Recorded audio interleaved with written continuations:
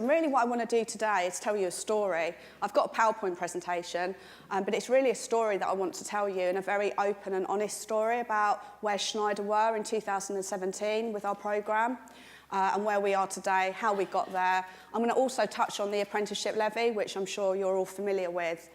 The reason I'm doing that is because I'm hoping that I give you some snippets of information that I wish I was told when I started the role back in 2017.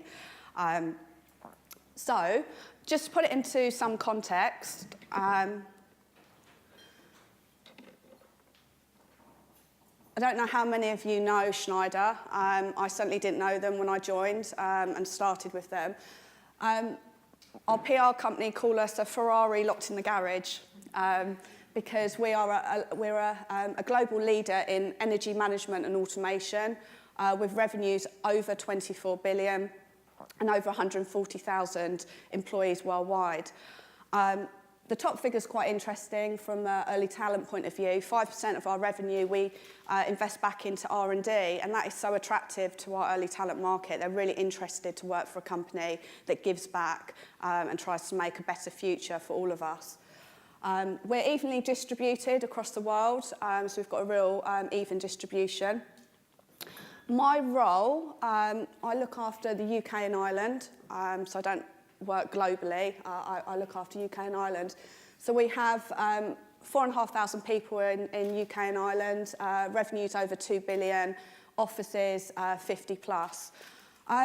Just want to draw your attention to the slide, the map on the left, the little grey circles. We still have a lot of plant and manufacturing offices within the UK and Ireland, and that really was our driver for apprentices when I joined the company. So we very much recruited out of those grey circles, a very traditional approach, technical apprentices for specific roles. So, as I said at the start, I really want to give you an open and honest account of where we were in 2017, so there's some context of where we are today. Going back to the sites, our apprenticeship programme was very ad hoc and was very driven by our manufacturing plants, so they really were the only offices that were recruiting. We were recruiting low numbers, considering the size of our organisation, and we really were struggling to attract the right candidate profile. So not only were we getting low numbers of applicants, but the ratio to actually shortlisting them was not good. There's lots of misconceptions around the value of apprenticeships within the organisation. I don't know if anybody's going through this at the moment, but that was quite an area that we had to work on. And unlike our grad programme, the apprenticeship programme, there was really no strategic or centralised approach to the programme. So it was all being darted around, being driven by business units, locations, etc. And we really didn't have much focus around our STEM ambassadors. So we had low numbers, I'm talking maybe 10, 15 in 2017. So I guess what I'm trying to put across here is, can any of you relate to this in your organisations? If you can, then hopefully I'm going to tell you a few things that might help you. So why did we change in 2017? What was the catalyst? Well, the Apprenticeship Levy got introduced in April 2017, which it was quite a nice coincidence, because my role covering a maternity of both the grad and apprenticeships finished then. And I was appointed the Apprenticeship Training Manager for Early Talent.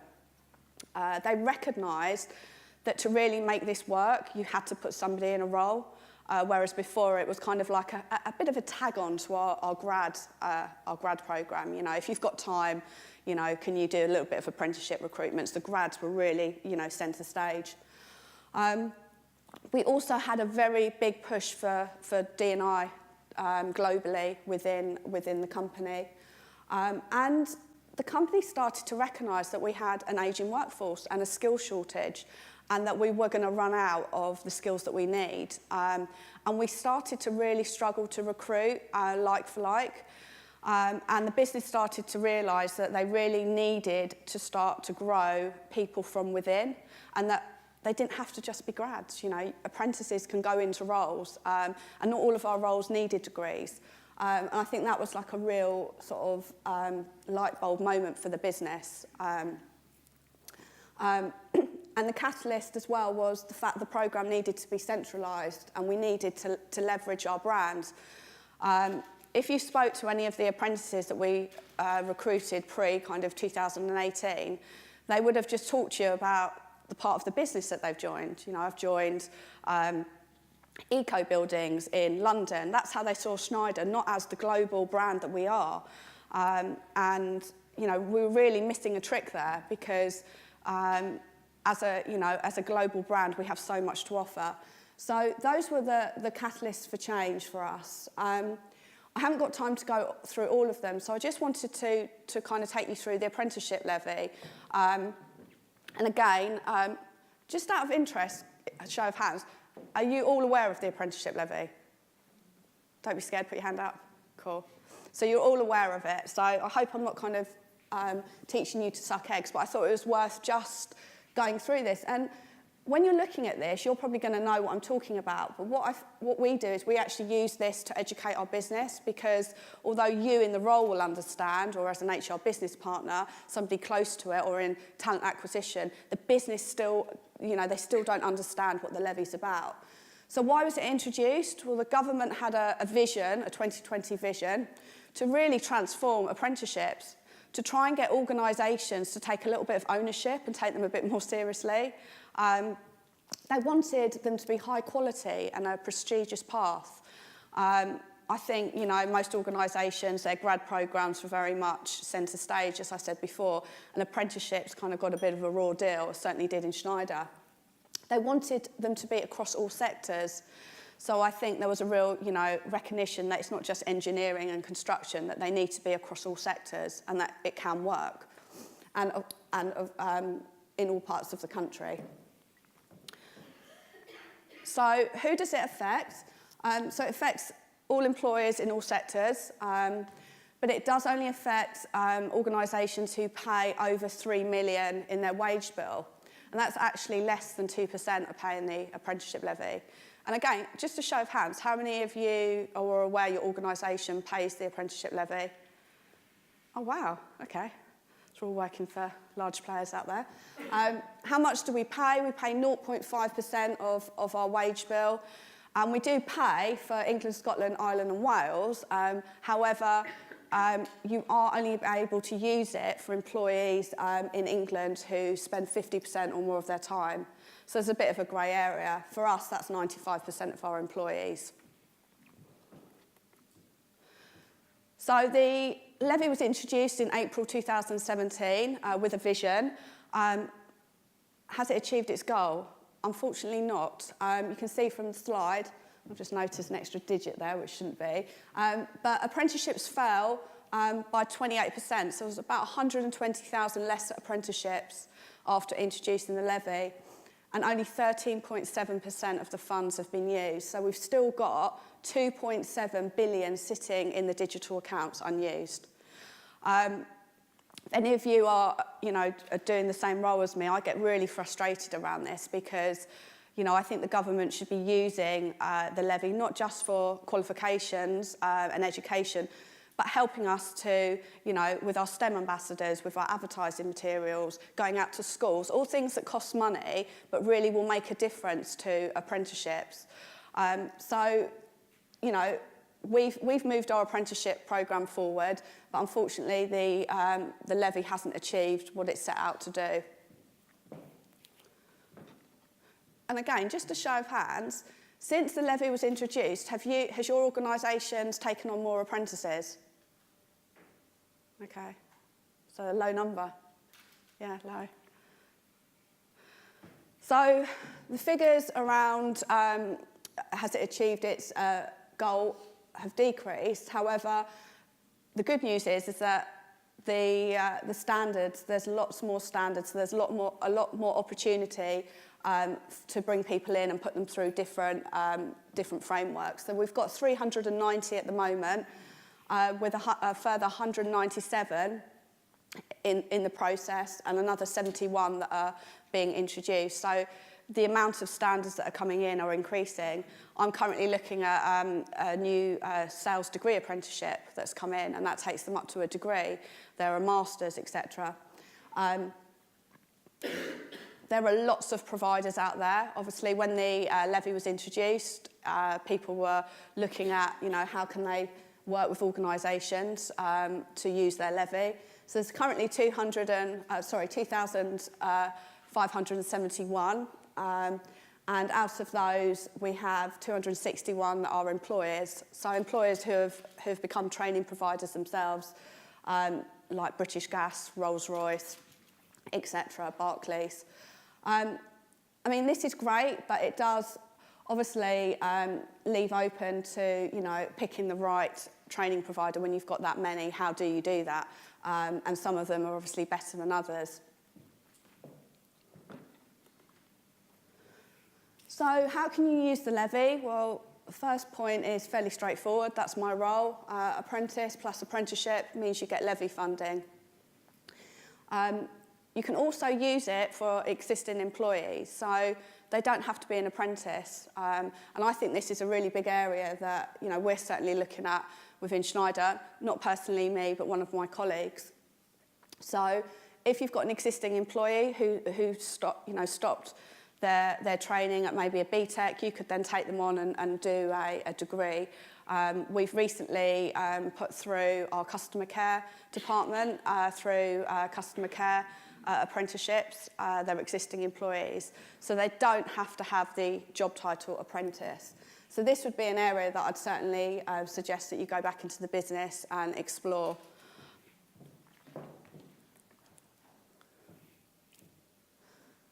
So how have we used the levy? As I said, we're upskilling our existing employees. We've really focused on degree apprenticeships. Cost of an advanced apprenticeship, which is a BTEC level 3, typically about 9,000. A degree apprentice is about 27 to 30,000. So you kind of do the maths. You're going to use more of your levy, and you're going to have degree qualified people at the end of it. Consider all areas of your business. Apprenticeships aren't just for technical roles. There's huge amounts of frameworks out there that will cover customer care, HR, sales, marketing, project management. And they now go up to master's level, so you really can take your people to that next level. The only change that's happened with the apprenticeship levy is an increase in the percentage of your funds that you can use with your supply chain. So it was 10%, and you can now use 25%. So what that means is, like us, if you're a large organisation who has lots of supply chain, and you're not going to use all your levy, which realistically it's going to be really hard to do that, you then can work and give your supply chain some of the funds to upskill their people, which in turn will help your business. So again, that could be an area that you may want to explore when you go back to the office. So how did we transform our apprenticeship programme? So the first thing that we did, we got it onto our executive committee's agenda, which it wasn't. None of them spoke about apprenticeships. Graduates were, spoken about, high profile, but not apprenticeships. I knew that I couldn't do it on my own. I had to get their backing, and it had to come from the top. Our zone president sponsored the programme, and his vision is that we will be, the best in the industry, leading the way, and that anyone that talks about apprenticeships then talks about Schneider. So he's fully behind it. We recognised that we needed to centralise the programme. Having ad hoc, working out of different offices just wasn't working. We needed to centralise the recruitment, development and management of the programme. We then looked at how we were going to position it in the organisation. We had a very, very strong grad programme, and we now look at our apprentice and grad programme as an early talent programme. So whether you have a degree or you don't have a degree, whether you're a grad or an apprentice, you're early talent. You are coming into our organisation to start an exciting, progressive career, and you've all got the same opportunity. So you can all end up in the same position. We're not saying because you've got a degree, you know, it means you're going to get more training or you're going to get into a different position. We're saying anybody, whether you're a grad or apprentice. All of our grads and apprentices now follow the same internal training programs. They all have the same induction together. They have management development and training courses. And it really works well because when you put grads and apprentices together, they learn from each other. So the grads who have done degrees kind of mentor the apprentices who are about to start. Some of the roles that the apprentices do educate the grads who aren't doing those roles. And it's really quite powerful when you get them all in a room together.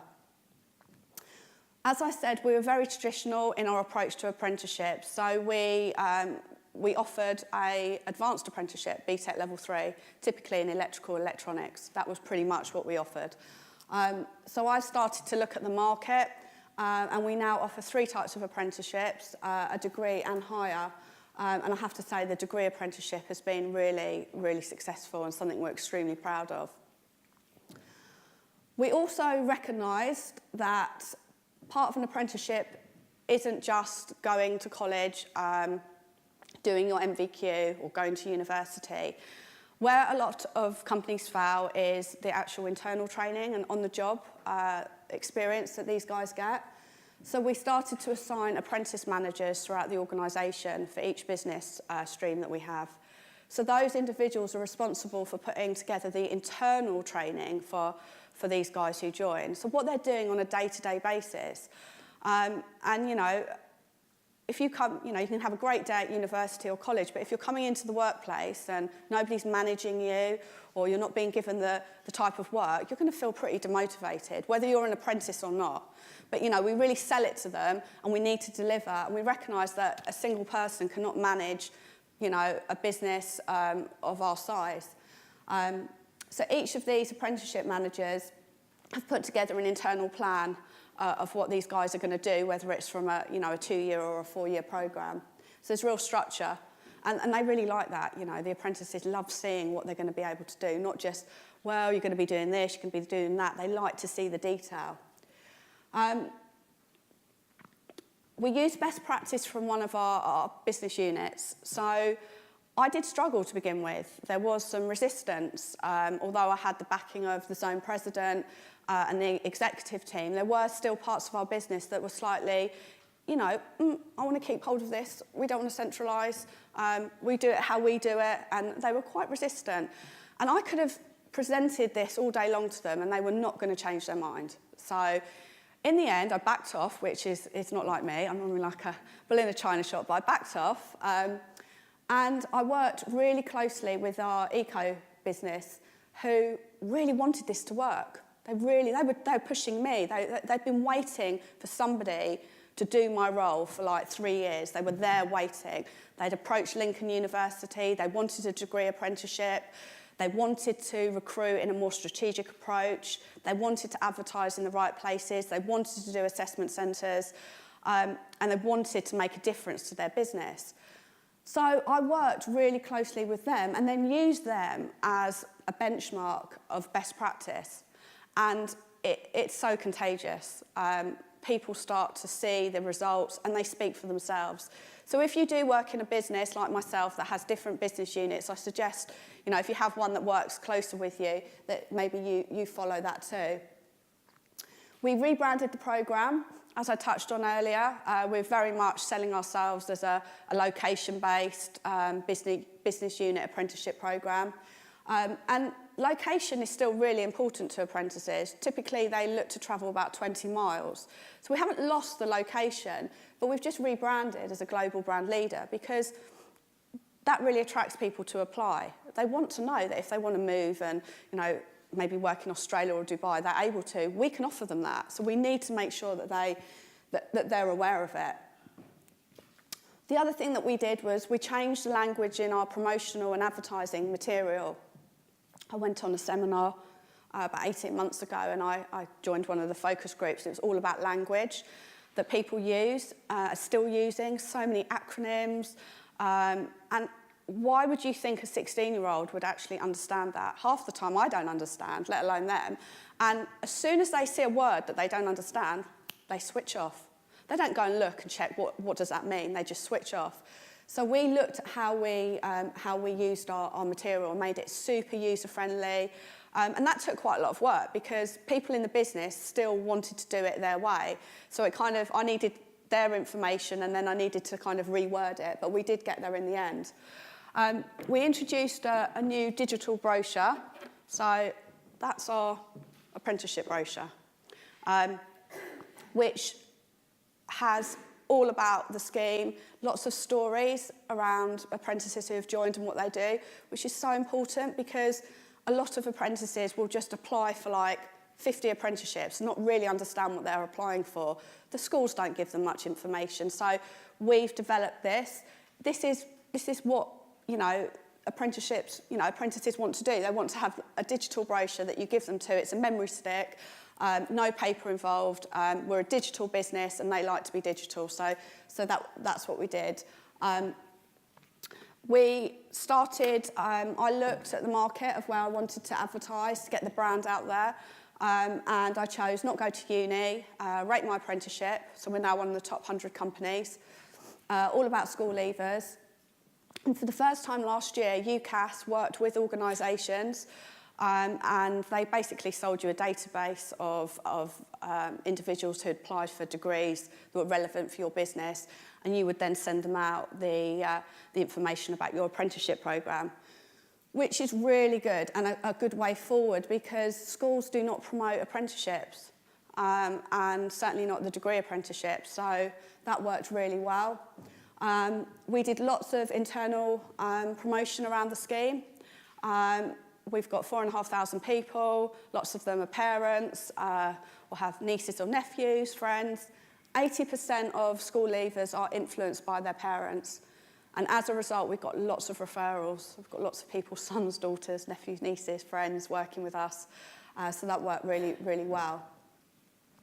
And as I started off, we had low engagement around STEM. So we gave all of our early population, our early talent population, an objective to become a STEM ambassador. So those guys are so well suited to go into schools and universities. They relate, they talk on the same level. So we took on 60, so straight away within 3 months we had 60 more. And these guys, it develops them as well, going out and sharing the message. So that's just a slide, that's part of in our digital brochure, but just so that you can see the 3 routes.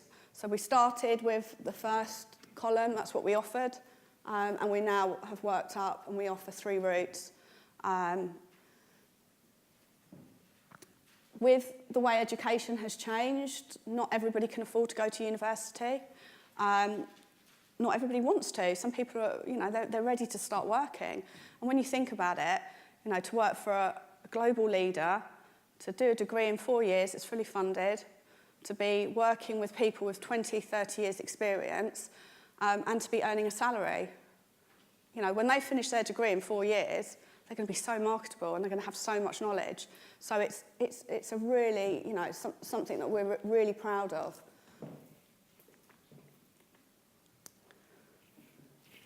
So just quickly share some of our successes. 2018 saw an intake of 106, grew by 160%. As I said, we did an early talent induction, so we had 60 apprentices and grads. Our levy utilisation went from 8% to 33%. That's by month. We partnered with Lincoln University to develop a degree programme specific for Schneider Electric. And that did take a little bit of work because it was specific to Schneider, but we also had to make sure that it was part of a framework and that it got covered by the levy. And we had to tweak it slightly. We took on 15 degree apprentices in 2018. We now have 150 STEM ambassadors. So these guys are going out to schools, colleges, uni, spreading the message about, not necessarily about Schneider, just about what the opportunities are for people leaving school. We are addressing the age and skills gap, albeit very small baby steps, but we are doing that. We recently were approached by the BBC to take part in their bite-sized training. So we're now being seen as an industry leader in apprenticeships. So those videos go out to the whole of the UK, all of the schools, and it has one of our apprentices and one of our grads talking about what they do to help young people make an informed decision. And back in November, we won the Silver Award, the In-House Recruitment Awards, which we were very proud of, to be recognised externally for the work that we've done. So that's the picture there of our degree apprentices at Freshers Week. And this just makes me so happy because those 15, they're such great people, and you know, the calibre of recruitment. And when I think about where we were when we tried to recruit in 2017, we couldn't get anyone on the assessment centre. Everybody who was applying were not the right fit. And just to see them, you know, they're enjoying uni life, but they're also working, they're also earning a salary. And they're just all flying, having a fantastic time. And I think to see this visualised, sometimes when you're doing the role, you think this is never going to happen. And to actually see that picture really, really does make me very proud. So this slide really is, if somebody could have told me this before I started. Firstly, educating the business on the apprenticeship, on apprenticeships and levy. I kind of thought, I'm going to do this once and they're just going to get it. Unfortunately, that didn't happen. You know, it took a lot of time of educating, and to make sure that your stakeholders are fully engaged is really important. I guess you know, one of the things I did wrong, I did try and do it on my own to start, and I realised it wasn't going to work. And the more I engaged with the HRBPs, that, you know, they really did get the message out there. So really work with your HRBPs. Ensuring you have the right apprenticeship managers. Again, it's just about getting that framework set up. One person can't do it all. Changing perceptions of apprenticeships and myths out there. I didn't realise it would be so hard to do that, but it was difficult at times. Making sure you have the right promotional material and advertising. That did take me quite a lot of time to put together, so don't sort of underestimate how much work is involved there. And identifying and choosing the right provider. So as I said, we use Lincoln as one of our degree apprenticeship training providers. But I've used others and I've had to pull people out because they're just, you know, they're not up to scratch with the education. So there is an element of trial and error, but, you know, do your research around that. And finally, be prepared to go from 0 to 100. As I said, it was a slow start, but once it did get starting, oh, wow, it went very quick, which is why you need to get all of these things organised prior. So the final slide, and I won't go through it all, but we need to do more as employees, as employers, to promote apprenticeships. We're not where we need to be, and an excellent way to do this is on National Apprenticeship Week, which is on the 4th of March. So I'll encourage you all to, you know, look at what we're doing. I'm not saying that this is, you know, all you need to do, but it's some examples of what we're doing to try and get the message out there.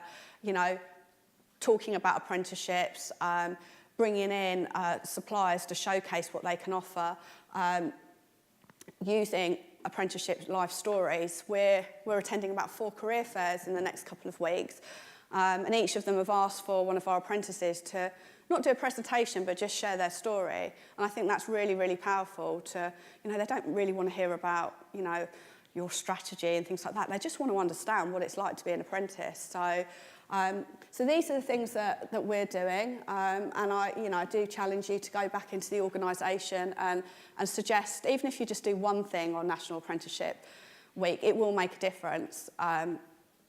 So that concludes the presentation. Thank you for listening, and if you have any questions, I'm more than happy to. Yeah, thank you.